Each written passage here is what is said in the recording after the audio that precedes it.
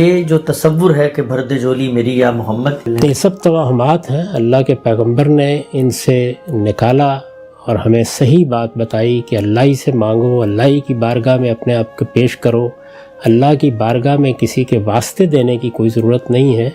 اللہ کی بارگاہ میں تو جا کے حمد و ثنا کے بعد اپنی ندامت، اپنا تضرع، اپنی عاجزی پیش کرنے کی ضرورت ہوتی ہے، اور بارگاہ خداوندی سے آپ رحمت کی توقع کرتے ہیں، ہاتھ اٹھاتے ہیں، دعائیں کرتے ہیں، اور یہ طریقہ ہی پیغمبروں کا سکھایا ہوا طریقہ ہے۔ خود رسالت مآب صلی اللہ علیہ وسلم نے یہی طریقہ سکھایا، لیکن یہ کہ اللہ کو کوئی واسطے دیے جا سکتے ہیں، یہ اجنبی تصور ہے۔ قرآن کے لیے بھی اور انبیاء علیہ السلام کی پوری تاریخ کے لیے بھی اللہ سے ہمیشہ براہ راست دعا کرنی چاہیے، اور ساری توقعات اللہ ہی سے وابستہ کرنی چاہیے۔ وہی جھولیاں بھرتا ہے، وہی تمنائیں پوری کرتا ہے، اسی کو مالک، اسی کو رب، اسی کو معبود سمجھ کر اس کے سامنے اپنی پیشانی رکھنی چاہیے۔